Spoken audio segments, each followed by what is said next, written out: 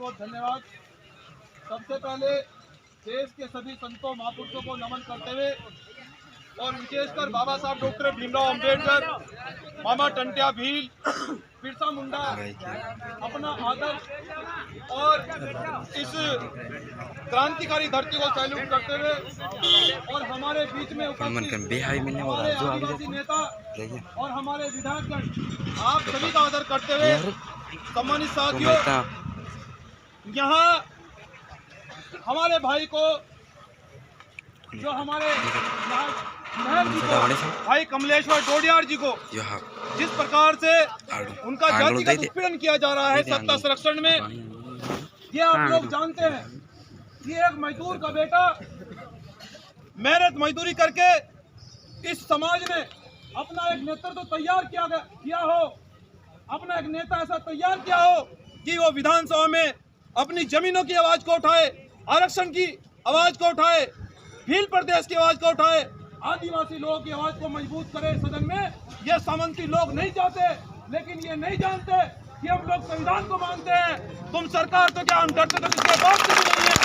इसलिए आज जो हमारे भाई विधायक कमलेश डोडियार हैं, मैं प्रशासन से संवैधानिक रूप से अवगत कराना चाहता हूँ कि अगर उन्हें थोड़ी देर में नहीं छोड़ा गया तो फिर हम लोग आगे की आंदोलन की रणनीति, जो हमारे बीच में हमारे आदिवासी नेता बैठे हैं, मैं भीम आर्मी जय भीम संगठन का एक मजबूत सिपाही होने के उद्देश्य से जितने भी हमारे नेता बैठे हैं, और कमलेश डोडियार तो मेरे भाई है, मेरी बाजू है, हमारा सम्मान है, मैं उनसे भी कहना चाहता हूँ कि कमलेश भाई अपने आप को अकेला मत समझना। मंजीत सिंह नौटियाल, अगर जहाँ तुम्हारा पसीना गिरेगा मंजीत सिंह नौटियाल वहाँ खून देना काम करेगा।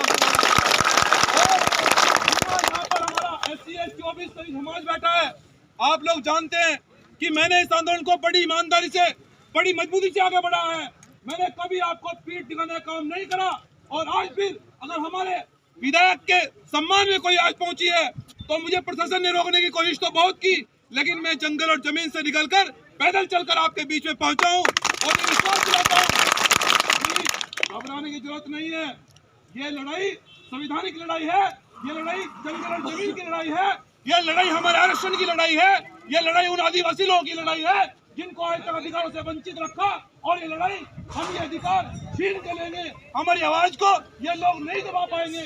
लेकिन मैं आपसे आदिवासी समाज के लोगों ये कहना चाहता हूँ मजबूती से कि किसी भी तरह से आपको किसी बहकावे में, किसी भ्रम में आने की जरूरत नहीं है, क्योंकि बाबा साहब डॉक्टर अम्बेडकर ये कहते थे कि जो समाज एक होता है उसे न तो सरकार रोक पाती है और न सरकार शासन रोक पाता है। इसलिए एक रहने की जरूरत है, और मैं अपने आदिवासी समाज को फिर से विश्वास दिलाता हूँ कि जहाँ तुम्हारा पसीना गिरेगा वहाँ मंजीत सिंह नौटियाल खून बहाने काम करेगा। जितने भी आदिवासी समाज के हमारे नेता बैठे हैं कि कहीं मंजीत सिंह नौटियाल कहीं पीछे नहीं हटेगा। जब आप अपने भाई को आवाज लगाओगे, और हमारे विधायक जी ने कहा था कि भाई आना है, तो आपके बीच में जंगल और जमीन से होकर पहुंचा हूं, और जब तक उनको रिहा नहीं किया जाता और जब तक ऐसे अधिकारियों को सस्पेंड नहीं किया जाता, जो सामंती लोग हमें ये सोच रहे हैं कि एक मजदूर का बेटा कुर्सी पर न बैठे, एक आदिवासी का बेटा कुर्सी पर नहीं बैठे, हम ये बताना चाहते हैं शासन और प्रशासन को भी, यहाँ वोट की कीमत है। जिसको जनता ने चुना है उसे कुर्सी पर बिठाना पड़ेगा, और वरना हम सरकार जानते हैं। सरकार भूल गई है, ये सरकार भूल गई है कि ये बहुजन समाज, ये SC ST OBC और माइनॉरिटी समाज ने ये सरकार बनाई है। लेकिन अगर हम सरकार बनाना जानते हैं तो अगर हमारे नेताओं का, हमारे भाइयों का, हमारी जमीनें छीनी जाएगी तो हम सरकार भी बदलना जानते हैं। सरकार ध्यान रखें। मैं आप सभी लोगों से बस यही कहना चाहता हूँ कि आप लोग मजबूती से एकता बनाए रखें। इनकी बस की बात नहीं और न इनकी औकात है सरकार की कि आदिवासियों को रोक दें, क्योंकि हमने इस देश के अंदर क्रांति की है। इस आदिवासी समाज ने, SC ST OBC समाज ने जब देश को आजाद कराया है, क्या ये उनके नेताओं को, क्या ये इनके नेताओं को नजरबंद कर लेंगे?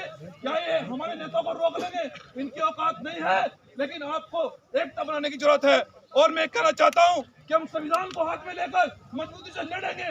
जब तक हमारे अधिकार नहीं मिलेंगे, जब तक हमारी जमीनों को वापस नहीं किया जाएगा, क्योंकि ये हमारा संवैधानिक अधिकार है। इसलिए अपनी बात को विराम देते हुए सम्मानित साथियों, मैं फिर से कहना चाहता हूँ कि भीम आर्मी जय भीम संगठन आदिवासी समाज के साथ में रात दिन मजबूती से खड़ी है। जय भीम।